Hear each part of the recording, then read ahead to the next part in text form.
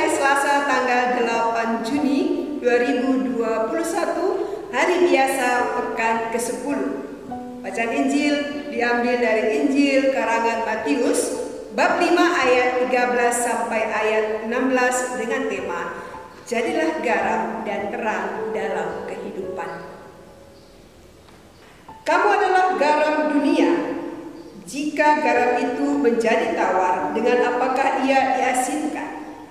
Tidak ada lagi gunanya selain dibuang dan diinjak orang. Kamu adalah terang dunia. Kota yang terletak di atas gunung tidak mungkin tersembunyi. Lagi pula orang tidak menyalakan pelita lalu meletakkannya di bawah gantang, melainkan di atas kaki dia, sehingga menerangi semua orang di dalam rumah itu.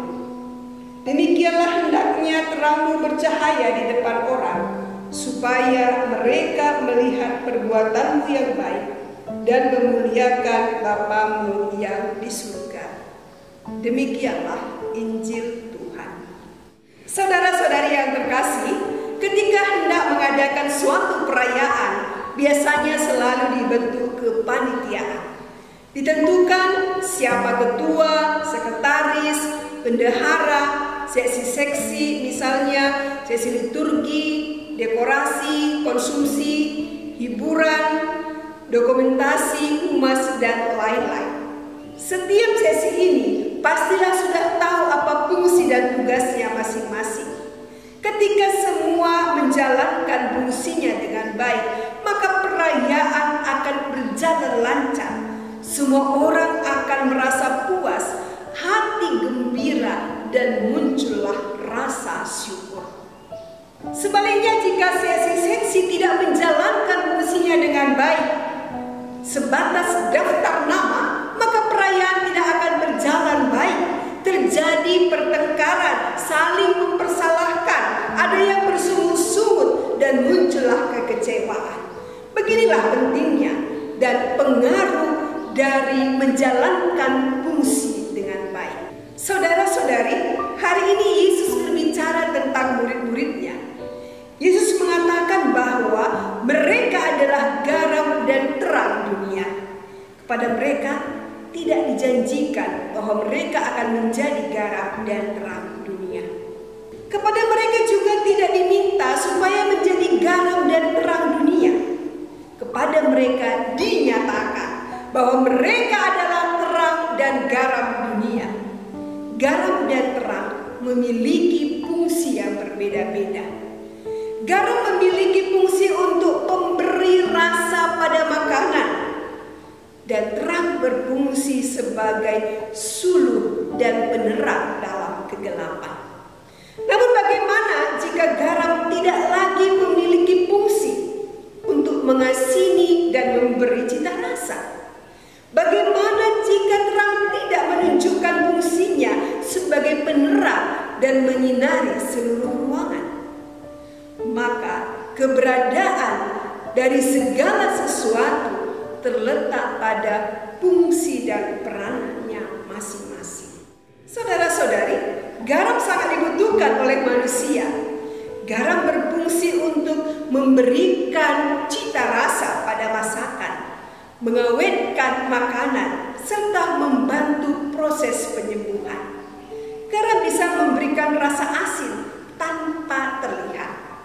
Lihat saja air di laut dan air tawar. Jika sama-sama dimasukkan ke dalam gelas, nyaris tidak ada bedanya. Garam hanya bisa terdeteksi jika dirasakan. Garam akan berfungsi maksimal ketika ia dilarutkan ke dalam benda lain, ketika dibubuhkan pada sayur yang hambar, sehingga rasanya menjadi lebih enak. Demikian juga Tuhan memerintahkan kita untuk menjadi terang.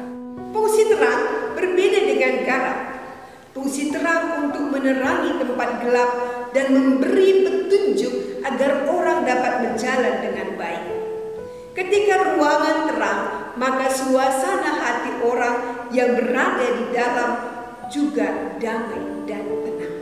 Saudara-saudari, Menjadi garam dan terang adalah panggilan hidup orang yang percaya kepada Kristus.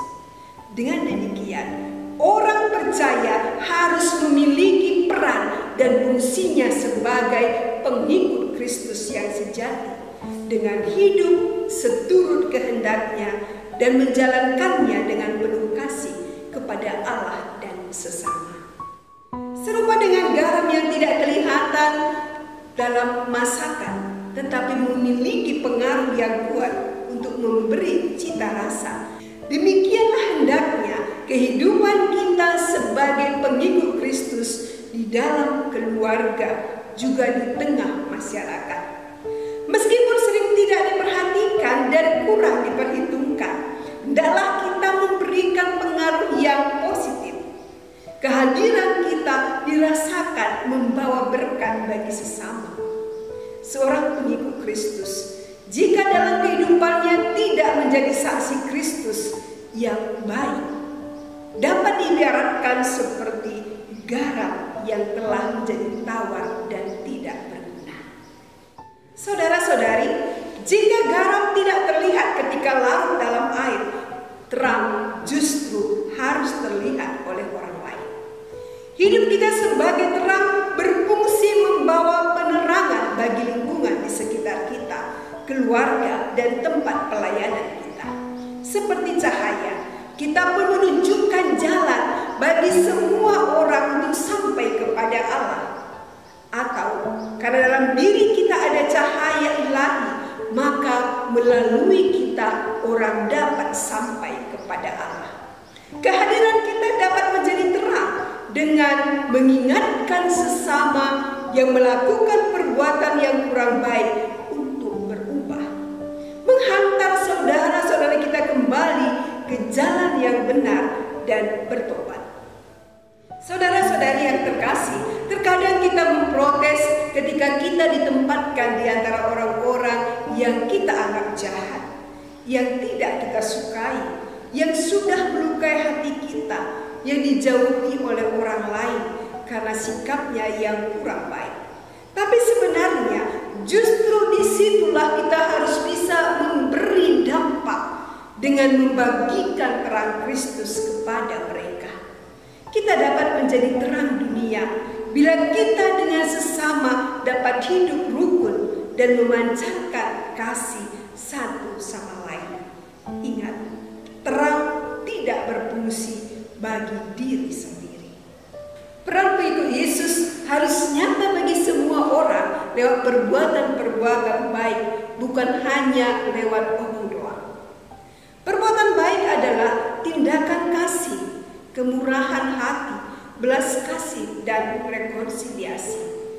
Allah hanya dapat menyatakan kemuliaannya bila manusia melakukan perbuatan-perbuatan baik demi Dia saja, bukan agar dipuji dan dihargai orang lain.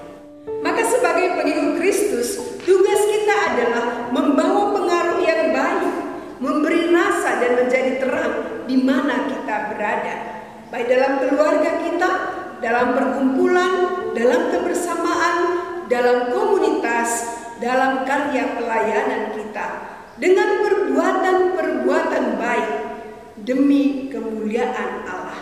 Sehingga perbuatan-perbuatan baik yang kita lakukan dapat mengundang orang lain untuk memuliakan Bapa di surga. Tuhan